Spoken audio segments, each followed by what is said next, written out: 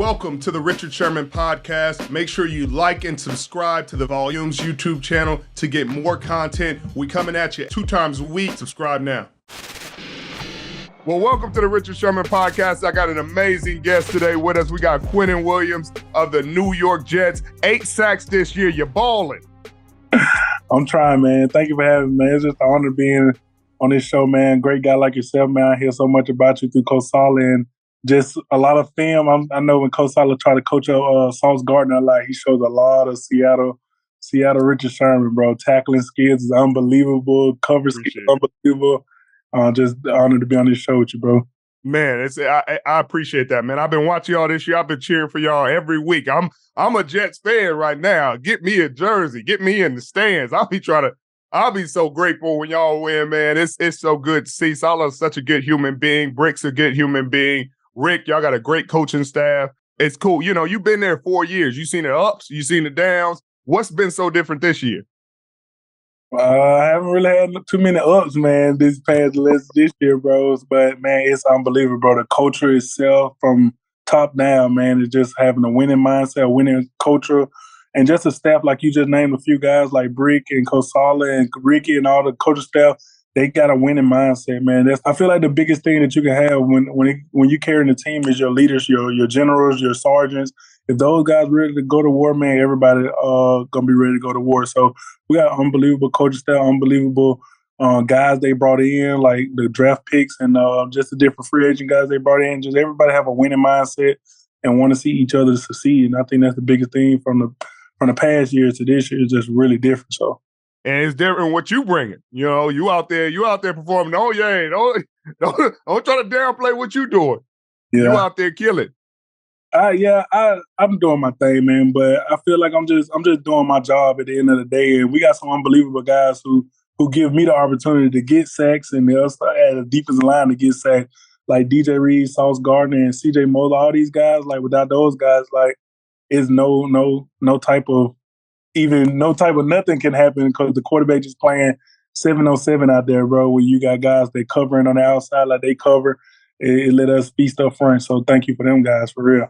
Hey, that's leadership right there. That's what people don't understand. Leadership is appreciation. It's appreciation to everybody. Everybody got a job to do, and I'm grateful that y'all doing it so it can help me do my job. It can help me do it, yeah, exactly.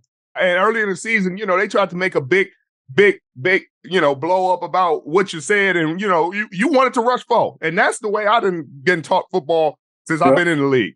Hey, rushers, y'all rush forward. We're going to cover in the back end. If y'all can't get there with forward, we'll send more.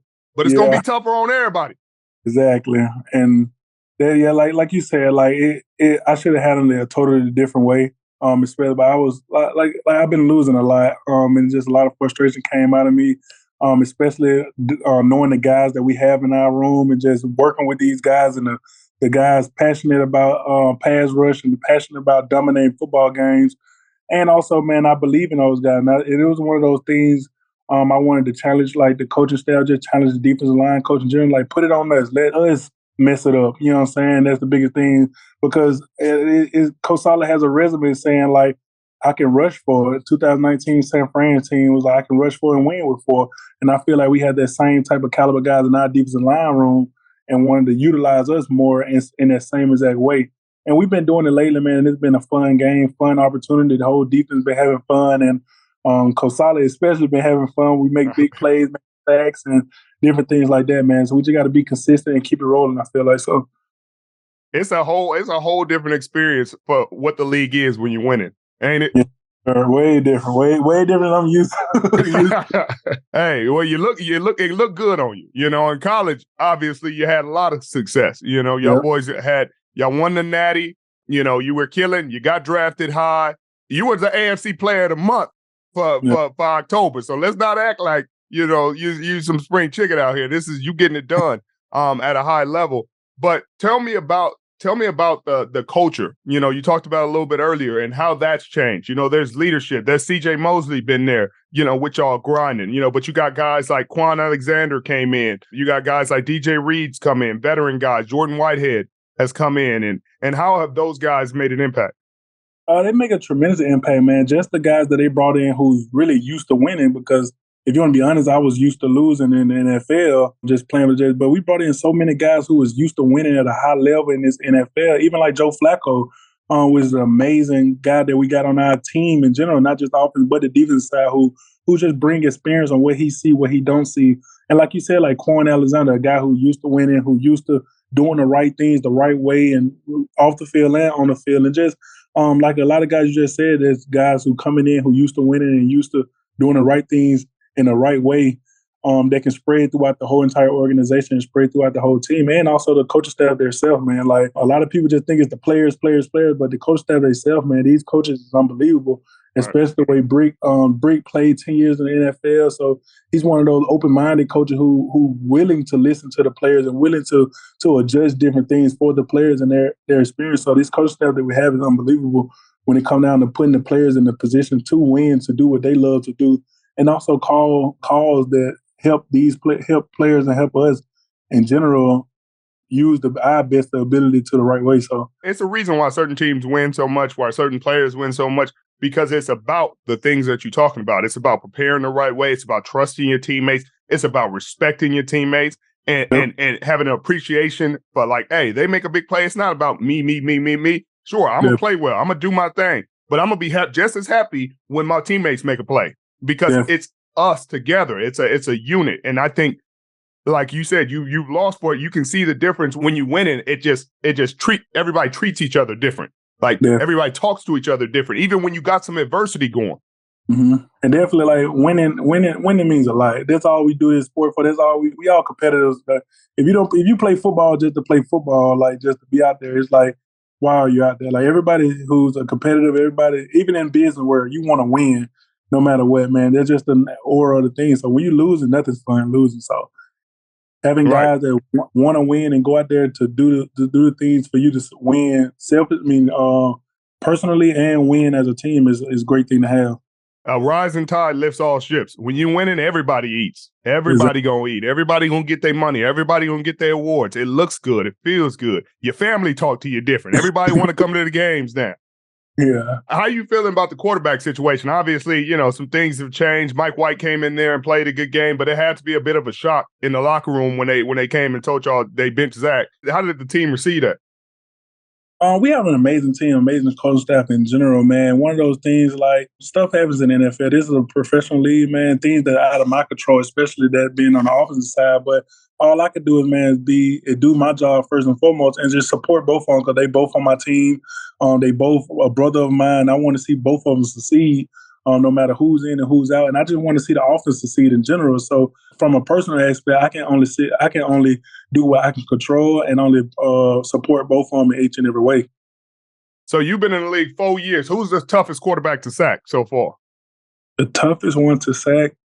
Where you didn't just came free and you just like, bruh, if you don't just sit still so I can get you on the ground. It's funny because I was thinking a lot about Justin Fields when we had to play Chicago last week. So I'm like, oh, man, I'm watching the film and stuff like that. I'm like, oh, man, he's going to be hard to get down. But the toughest one I had to think, you would think, I played Lamar twice. I played Kyler Murray in college.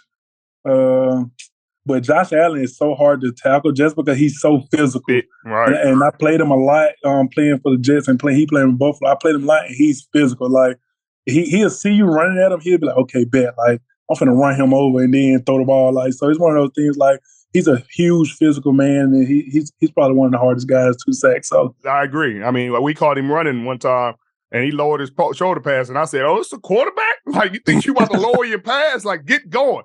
Bye. Yeah. I said, I woke up. You see the little blinks, and you're like, "Hey, wait a minute now. Hey, come on, what we doing?"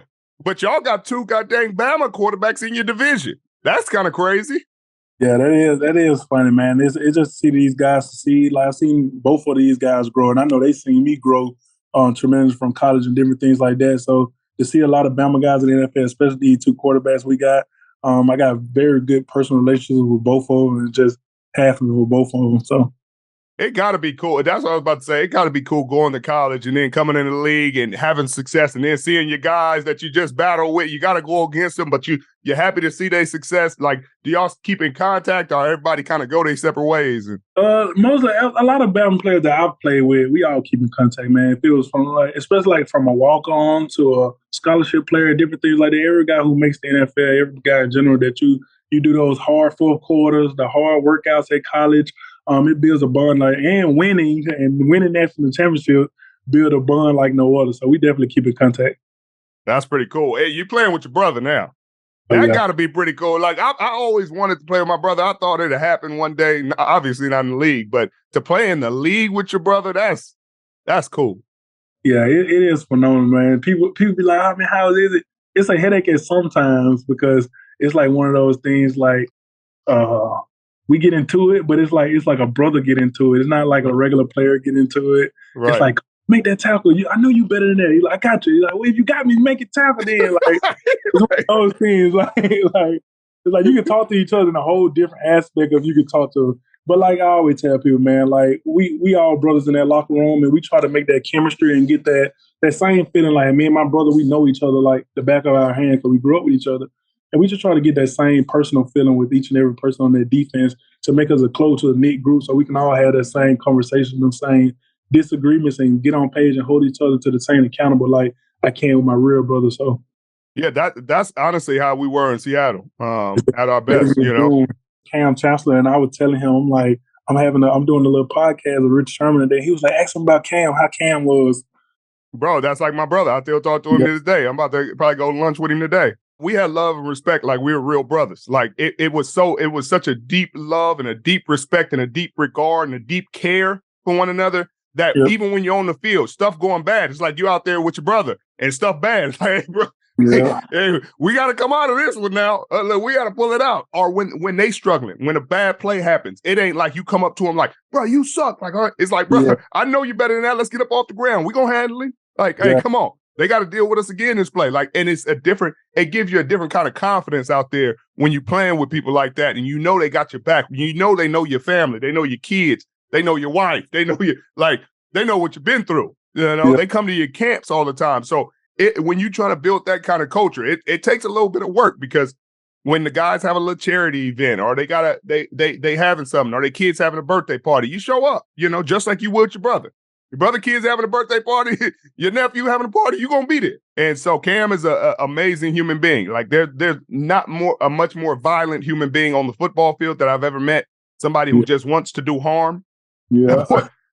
That boy was destructive out there, but off the field is a amazing, a gentleman, a sweetheart, a good friend, a good brother, a good dad. Man, it's one of the best people I know. You went from Tuscaloosa to New York City. Right? That got to be one of the most drastic changes ever. It was really different. But at the same time, I'm a guy. I'm not that real. I'm not too fond of like the city life and all that, like partying and stuff and like doing all that different stuff like that. So it was really easy for me, man. It was really strictly. And then I came from a program like Alabama was really strict on like discipline and commitment and different things like that. So I just learned so much at Bama. So when I got to the NFL, it was like, okay, I had success at Bama with this, so I'm going to just transfer all this over to the NFL, and I'm going to keep the same schedule, the same routine, the same tradition, the same everything, and hopefully I have success with that blueprint in NFL. So I just been doing that the same thing, man, since college. So, I really had to have the drastic change of being in the city, but it is different. Just going to the city and being like having the resources to go to any steakhouse you want to, any shopping you want to, and different stuff like that is super dope. That is super dope. How about the comparison between Saban and Saleh? You know, obviously they two different styles of coaching. Sun and the moon. Man, like both of them are unbelievable defensive mind coaches when it comes down to just defensive mind and different things like that. Both of them is like want to see you win each and every day, but Coach Saleh is a real personal when it comes down to wanting to see you succeed and celebration and different things like that. Coach Saban is he wants to see you succeed and different things like that. But you can see Coach Saleh's like personality each and every day, like walking down the halls and I'm just asking you different questions, just trying to be like in your personal life, trying to put himself in your shoes and different things like that when it comes down to a head coach. And just want to see you succeed on a whole new level, just other than football or sacks or different things like that. He wants to see you as a leader, as a man. He's always that person that want to see you get better in different fields. Like we always do this thing called JOT, is just one thing that he loves doing. Is basically like he give you something that you can get better at. And when you get better at it, come back to him and find another thing. And he never run out of things for you.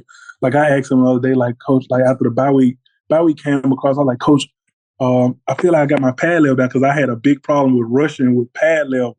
I straight up because I try to learn from Chris Jones all the time. Chris Jones different. Chris Jones, like, man, like I got to get my pad level down, some and different things like that. He was like, Q, you got your pad level down. Now you can work on attacking the double teams. Like I have a problem with attacking double teams and just staying strong in double teams and stuff like that because I be wanting to make the play so fast that I can tend to get out my gaps and different stuff like that. And it's like, as a coach who really pays attention to all 53 players in that aspect to know each and everybody weakness, and then once they get their weakness or strength, their next weakness, and then their next weakness is like unbelievable as a coach. That is really cool because they deal with a lot. They got a lot on their plate. Yeah, they still sitting there. So it's like for you to know all this stuff about each and every player, that's unbelievable to me. But that's cool, and that's growth on you. You know what I mean? Because it's hard for people to receive coaching sometimes. You know, some dudes be sitting there like, I got all the answers. Like, oh man, he don't think I'm that good. It's like, no, he thinks you're great. He just thinks you could be better than that too. You know, that's a cool thing to hear, man. Because that's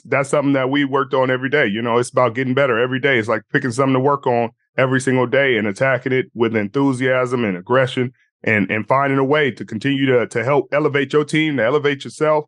And y'all doing that, man. You doing that in a big way. And you got this, your My Cause, My Cleats is about to come up and you working with the American Cancer Society. Tell me about that. Like the first thing I wanted to do when I got drafted was become American Cancer Society ambassador. Not an ambassador, but just to work with the American Cancer Society and different things like that. And they let me become an ambassador, and I do so much with like breast cancer because my mom passed away from breast cancer, and that's a huge thing in my family and different things like that. And I wanted to just continue because I've been through that personally twice because my mom had cancer twice, and just wanted to do anything I can do to make research to breast cancer or help breast cancer or bring awareness of breast cancer. And I partnered with the American Cancer Society, and they helped me become an ambassador for breast cancer. And they like basically give me the blueprint to do like so much stuff and give me the opportunity. I'm just so blessed to have this opportunity to reach so many people with breast cancer and different things like that and change so many people's lives who has been affected or has breast cancer and different things like that. So my cause, my cleats, it was like, I'm going to do American Cancer Society. I did American Cancer Society last year, but this year I wanted to do something a little different. I can't wait to see the design, but I want to do one whole shoe dedicated to straight breast cancer and pink and the different things like that. And I got like men wear pink on the side and fight breast cancer with a pink boxing glove and different stuff like that. And then one shoe I got an American Cancer Society and the different colors that they stand for, because it's not just one cancer. I specialize in one cancer, but bring awareness to all cancers and different things like that. So, yeah, I mean, I feel that. That's a beautiful thing. You know, they need all the help they could get. You know, it's obviously something that's very devastating to a lot of families, and it's awesome that you're using your platform to help as many people as you can. Definitely. And bring awareness. And I also heard you got some merch coming out. You know, you got some new merch. I got to get me a shirt. Extra large. I'll be coming to see y'all on the 22nd. So I'm coming to get my shirt. Oh, yeah, I'm going to definitely have it ready for you. But, yeah, I got a chance to do my own merch and different stuff like that, come up with a logo. And me and my wife sat down and just sketched different things out, sketched different ideas out. So I got this dope shirt coming out with, like, New York Iron shirt. And it's like me inside of an Iron Man suit because I'm a huge Iron Man fan. And people ask me, like, oh, if you could compare yourself to somebody, like, who would it be? And I'd be like, I think it's Iron Man because, like, I'm so, like, cool and chill outside of my uniform. But, like, when I put that uniform on and put that Iron Man suit on, I guess it's, like, unstoppable. I got to feel, like, unstoppable. So that's a big shirt that I had came out with, and it's super dope. So that is super dope. That is super dope. I can't wait. You talked about Chris Jones a little bit and how you were learning from him and practically. That's the thing about growing your game. The better you get, the more little stuff you're going to steal from other people. Yeah. Just understand that.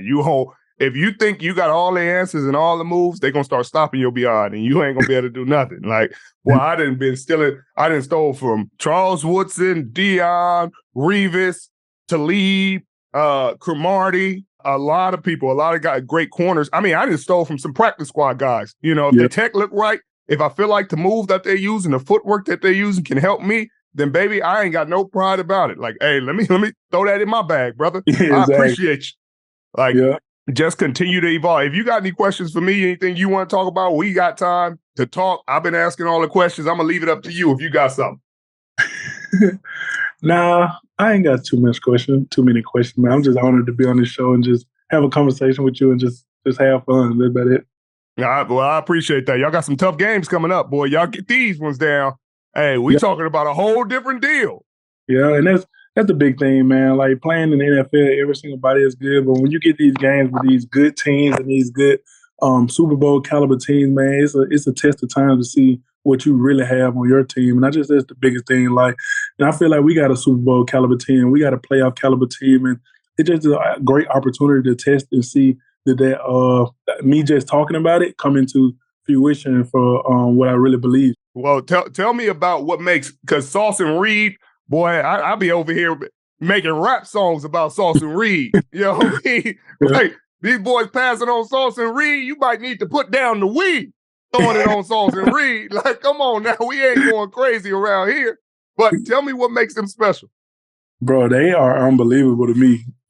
Just because, like, it's so funny because, like, every time the ball go in the air, it's like, if I don't get a sack or we don't get a sack, it's like, okay, we're going to be good, child. So when the ball go in the air, it's like, if it's going to DJ Reed or Sauce, it's like, all right, it's going to be an incomplete pass. And then when the incomplete pass happens, it's like, all right, bet, let's settle down. Let's get our pad level low. Let's rush quick and let's rush faster and stuff like that. But having those two guys, man, and especially these unbelievable, especially Sauce, I can speak on Sauce, because DJ Reed is definitely a vet, definitely experienced, definitely know a lot of stuff. And he played at Seattle, man, up under a great head coach, a great defensive head coach, and know different things like that. But Sauce is an unbelievable rookie, bro. He do stuff that be like, oh my goodness, like did Cincinnati teach you that? Like, who taught you that? Like, different stuff like that. But like, he listens so much, bro. He all the rookies like Jermaine Johnson and Mike Clemens and all those guys on the defensive side, man, just unbelievable rookies that's willing to listen, willing to learn, willing to take that extra step and to learn different more and see how they can get their game better and see what they can do. And they do some unbelievable stuff. Like I tell them too, especially Jermaine Johnson and Mike Clemens and Sauce, like, yo, I struggled my rookie year. Like I went to a great school like Alabama and stuff, but I struggled. I had like 2 sacks, 20 tackles my whole entire rookie years. Like, it just, everything didn't click for me. It's like, for you guys, it is clicking. Like, so you guys keep doing what you're doing and like learn more. And the more experience you guys going to be unstoppable, bro. And I tell Sauce that, like, yo, you is unbelievable as a rookie. Like, it is the real deal. Like, but he has a lot of growing, man. He's willing to learn each and every day. And DJ Reed is a guy who teaches him different stuff each and every day. And just having that back end, that veteran back end, we got LaMarcus Joyner, who's a veteran guy who knows different stuff like that. And those guys just pour into Sauce, and Sauce like absorb each and every one of them, man, just make them an unbelievable group. And I'm sure they appreciate having you. You know, I mean, that helps your growth. You know, have good veterans that can teach you things that you don't know, can give you the knowledge that you don't know, can help you learn from the things that they didn't know early on. You know what I mean? Like, you helping their growth tremendously, and I'm sure they appreciate it. I hope so. You know, they do. They try to put it on tape for you. You know, try to get you to your first playoff game. Definitely.